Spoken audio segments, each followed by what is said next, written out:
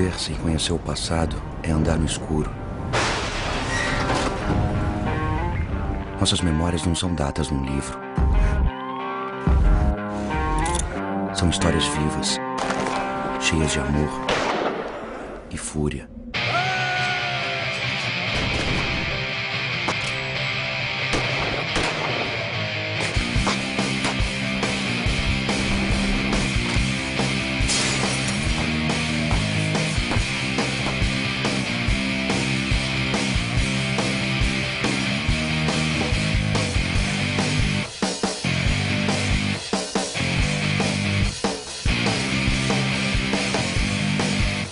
A gente já está na guerra, a gente mata mais do que Bogotá, a gente mata mais do que a Bolívia, a gente mata mais do que muito país em guerra, a gente mata mais do que o Iraque, cara.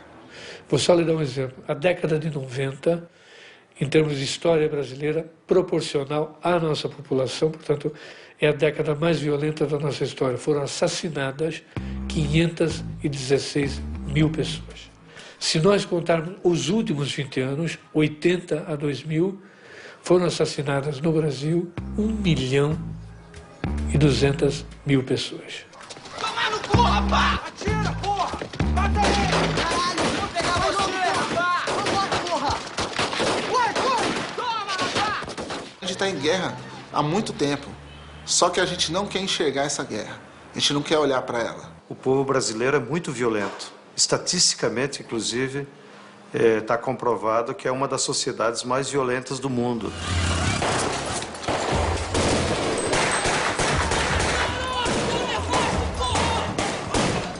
Infelizmente, ele usa essa indignação e essa violência contra o lado errado. Ele usa contra o vizinho, ele usa no bar, ele usa no trânsito.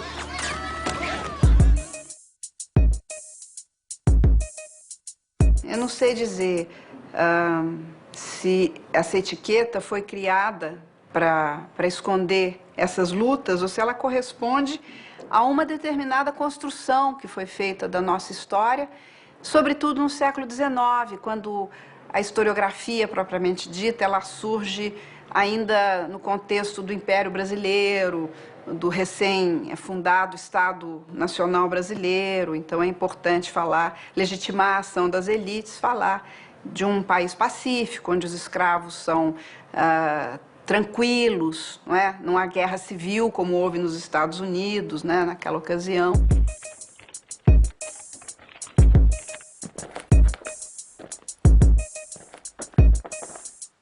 Sabe que eu acho que a gente é tão covarde? Então, talvez a gente seja suficientemente covarde para também não declarar essa guerra, e que aí acaba sendo uma guerra subterrânea. Isso eu acho que é uma mitologia. Todos os povos se acham bons, pacíficos. Raros são aqueles que afirmam que são agressivos, né? Não sei se eu não qualificaria o brasileiro como pacífico. Né? Em certos momentos pode ser até passivo e pacífico, em outros não. Em outros socialmente não é nada pacífico, né? Eu acho que é pacífico. Eu acho que o brasileiro ele tem uma índole de saber o limite das coisas que ele faz.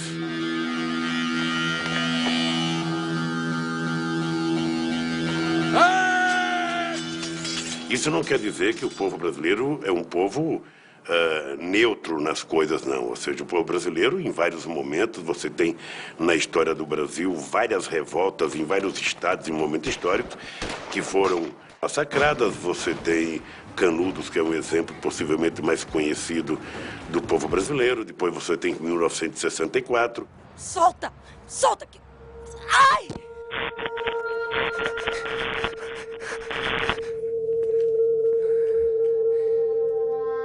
No Brasil, todo conflito interno, balaiada, cabanagem, sabinada, guerra dos farrapos, é sempre tratado como uma revolta regencial, rebelião interna e nunca como guerra civil, quando na verdade todas elas são guerras civis.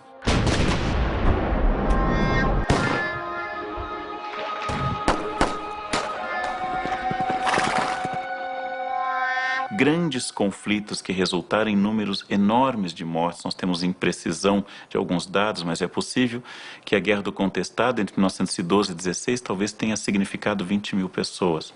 A violência utilizada, por exemplo, no domínio do Quilombo dos Palmares, por, inclusive, bandeirantes de São Paulo, a violência de bombardeio de população civil ou a violência cotidiana, raramente aparece nos livros didáticos, porque nós preferimos cultivar uma imagem que tem várias origens históricas, inclusive, de povo cordial. Eu fico sempre muito desconfiada dessa ideia, assim, dessa cordialidade brasileira.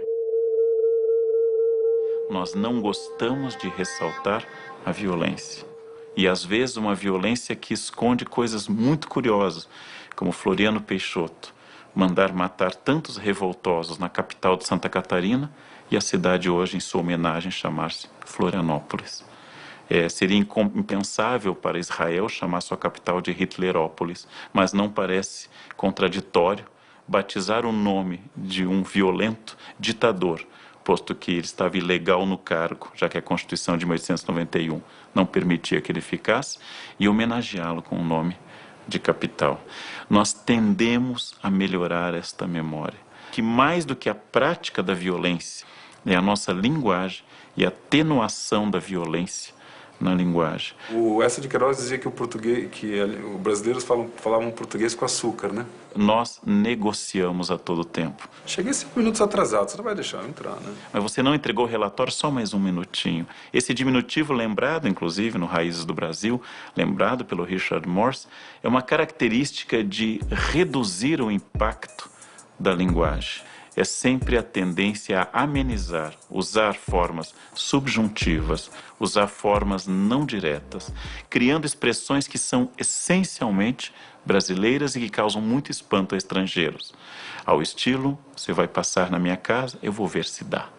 Essa expressão que nada diz, não afirma, não compromete, ela é absolutamente brasileira. Nós gostamos também de achar que todo mundo gosta dos brasileiros, né? Somos amados pelos outros. Quem é que não gosta de ser amado pelos outros? 2 frases que foram fundamentais e que eu acho que atrasaram o Brasil, que está ligado a isso. A primeira frase é o seguinte: o Brasil é o país do futuro. Se você acredita nisso, você vai assim, pô, por que eu vou me incomodar? Pô, o Brasil é o país do futuro. Eu vou ficar aqui parado. Até se atribuem ao ex-presidente do Brasil, não sei se é verdade, mas se não é Vera Beno Trovato, que é o seguinte, que o ex-presidente diz o seguinte, ó, tem 2 tipos de problemas no Brasil: os insolúveis e os que se resolvem sozinhos. Então por que eu vou me incomodar? E a segunda desgraça que aconteceu em termos de frase foi: o Deus é brasileiro. Como os modernos disseram, não só é brasileiro, como nasceu em Belém do Pará.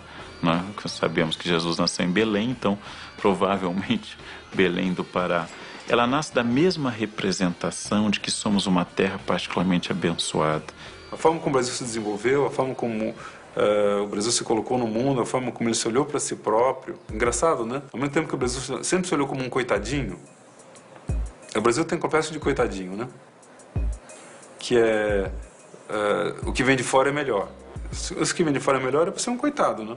Se o que vem de fora é sempre melhor, mas ao mesmo tempo tem aquela coisa do berço esplêndido, né? Então sempre vai ficando uma outra linguagem. Então nem nós somos um berço esplêndido, que é evidente, a gente não é só ver as situações das cidades, mas também a gente vai aprendendo a lidar com essas questões. O Brasil vai num ritmo. Porque o que é a ideologia? A ideologia é a visão invertida de como as coisas se passam em geral, né? Bom, e nessa visão invertida as pessoas querem ter uma imagem que seja aceitável, né? Essa é a maneira como nós produzimos uma ideia de que não somos, de fato, a melhor coisa do mundo, mas esse país é especial. Essa ambiguidade dupla, um pouco esquizofrênica, que marca o discurso brasileiro. Ao mesmo tempo que somos cronicamente inviáveis, somos deliciosamente felizes na nossa inviabilidade crônica. Acho que revisitar a história do Brasil é sempre necessário para que não se crie essas distorções, não é, em termos de como se qualifica os brasileiros, ou a nossa cultura, ou a nossa sociedade. A colonização, como um processo de ocupação, de dominação, é um processo de violência cotidiana e de guerra cotidiana.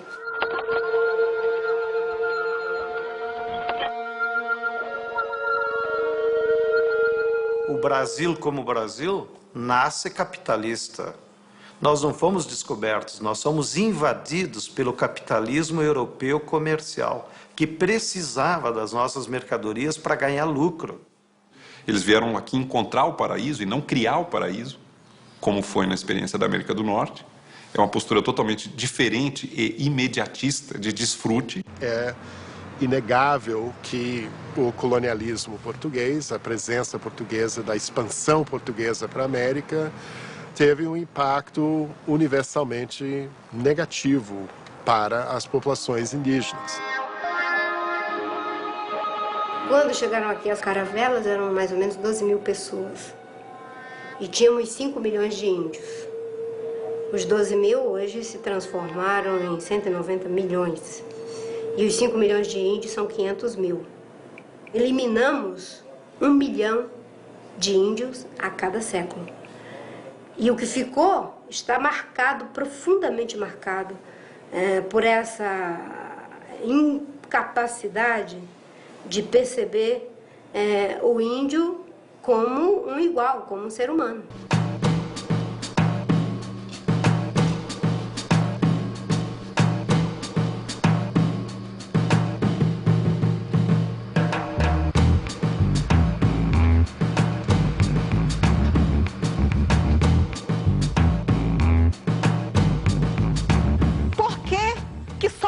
Indígenas podem ser sacrificados, porque só nós temos que ter a nossa terra retalhada. Se caso o Supremo hoje der grande causa para os índios, vai ser um desastre para a nação. Por que só os povos indígenas podem ser sacrificados? Nós vamos decidir sobre este caso. Quanto ao passado.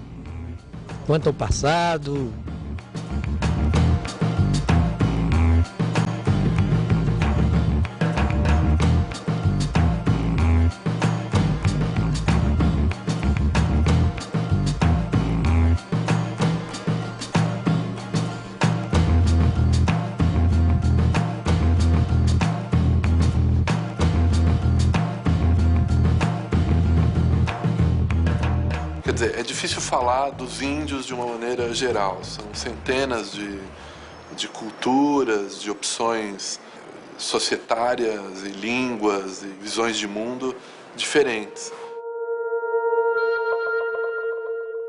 Os povos habitantes do litoral, de uma maneira geral, os chamados tupinambás, se estruturam em sociedades tribais que têm como uma marca constitutiva do seu modo de vida a guerra.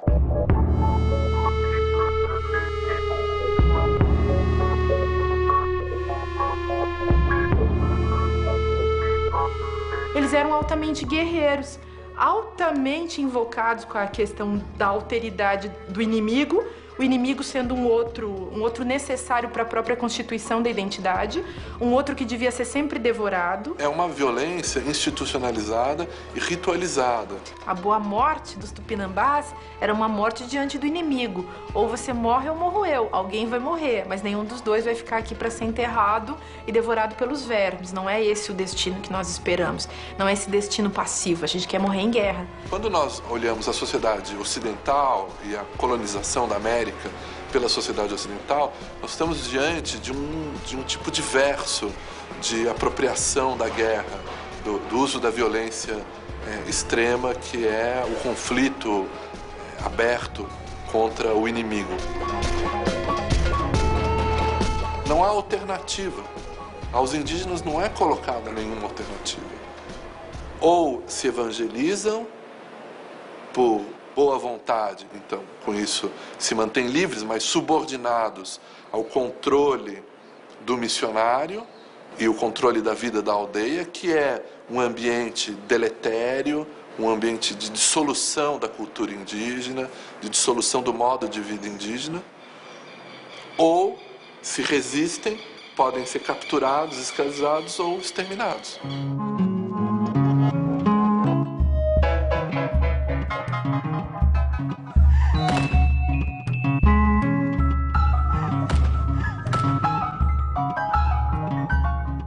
resistência indígena que começa a surgir no século XVII, em função da expansão da pecuária, da ocupação do sertão pelos colonizadores, é lida pelo governo geral como uma rebelião dos índios.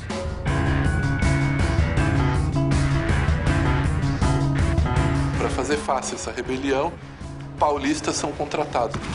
E o negócio desses bandeirantes, desses paulistas, é escravizar os indígenas. Primeiro eu vou te ensinar a falar língua. Não é língua de gente. Eu vou te ensinar a falar a língua de gente. Vai gostar. É muito mais bonito que esse ronco de porco. Aí o menino vai começar a entender o que é certo e o que é errado. Os paulistas eram conhecidos em várias partes do mundo português, exatamente como esses destemidos desbravadores, né, que cometiam todo tipo de excesso, tanto em termos da conquista violenta de povos indígenas, quanto na destruição que fizeram das missões jesuíticas. Gostou? Gostei. Tá vendida. Tanto na maneira pela qual eles abertamente infringiam as leis do reino. Enquanto que nós olhamos para os americanos como agressivos e imperialistas, parece que o nosso território se deu porque os bandeirantes tinham sede de horizontes e avançavam o território adentro. Isso é uma representação, isso é uma maneira como eu constituo uma leitura do passado e do real.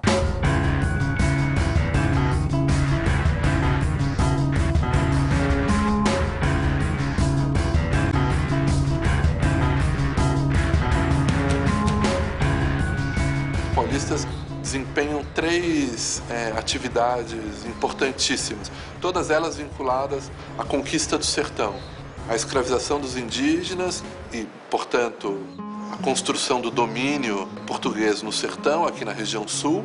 No segundo momento, a luta contra os indígenas resistentes no sertão e os quilombolas, e o episódio do Quilombo dos Palmares é o mais significativo e conhecido.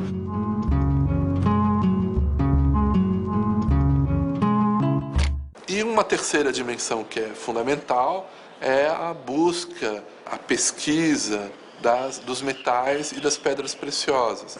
Agora, como isso é traduzido muitos anos depois, na época da Primeira República, né, depois do final do Império, em que vários historiadores, geógrafos, escritores, né, intelectuais paulistas começam a elaborar, né, uma outra imagem, né, do bandeirante, né, como uma figura heróica, como uma figura voltada para o desenho do território nacional.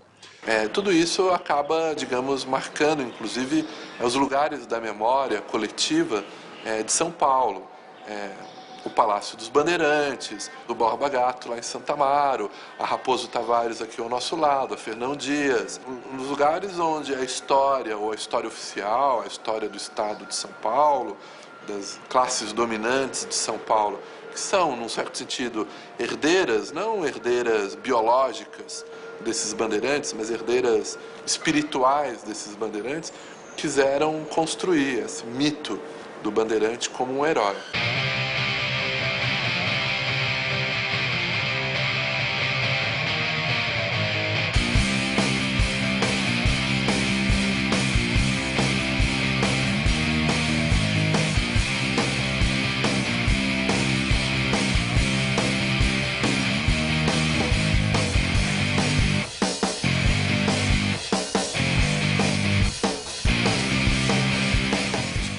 São as suas culturas, suas organizações sociais.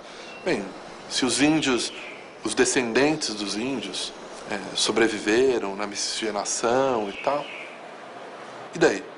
Né? Isso tá muito bem, mas a sua cultura foi destruída, o seu modo de vida foi destruído, a sua visão do mundo foi destruída, a sua língua foi destruída, então a sua sociedade foi destruída.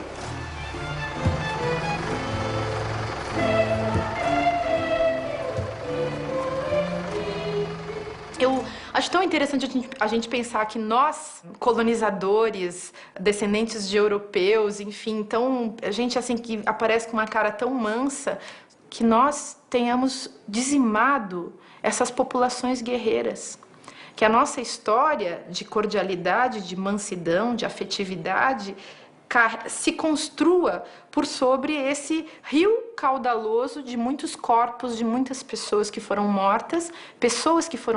É bacana a gente falar que são pessoas que foram mortas e não simplesmente indígenas, porque quando a gente fala indígena parece que tem um estigma, mas os indígenas que foram mortos são pessoas iguais a nós, que foram mortas e que fazem parte da nossa história, mas que, é claro, essa história foi um pouco ou muito apagada, né, da nossa própria autocompreensão e da construção da nossa identidade nos 500 anos que vieram depois, né? Essa terra aqui, o meu pai chegou aqui há mais de 60 anos. São 3 gerações. Eu trabalho nessa terra de sol a sol para fazer disso aqui um lugar produtivo. Eu planto comida.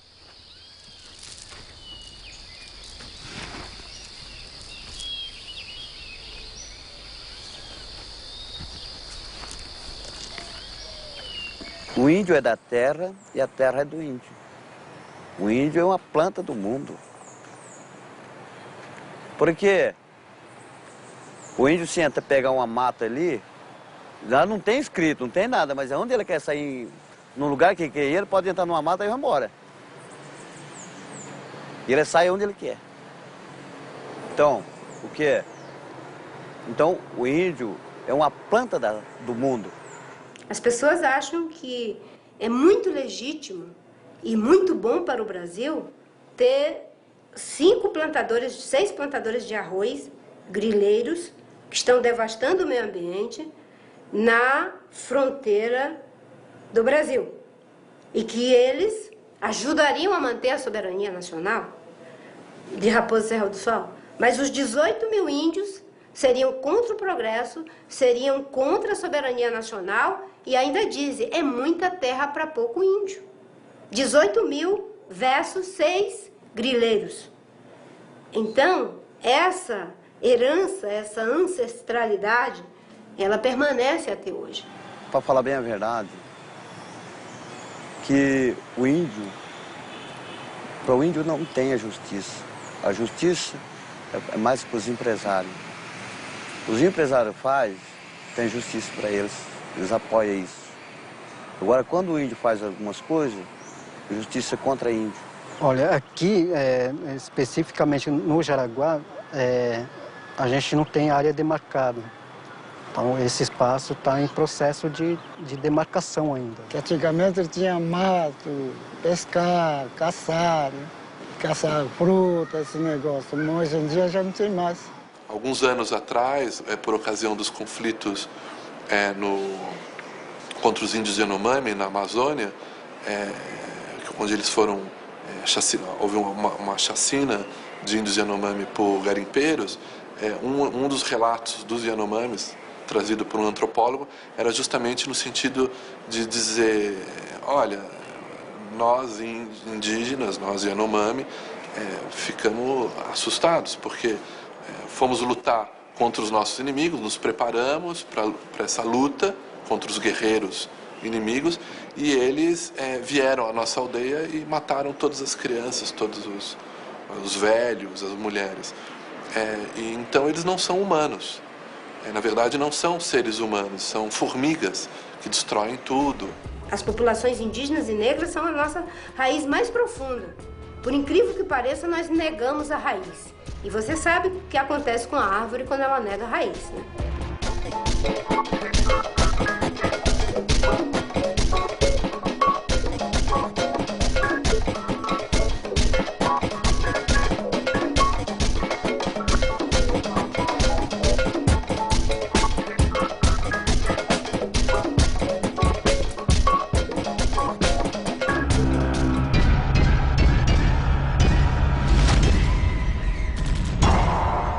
Se antes a gente saía da senzala e ia a pé para Casa Grande trabalhar, agora a gente pega o busão e vai para Casa Grande trabalhar.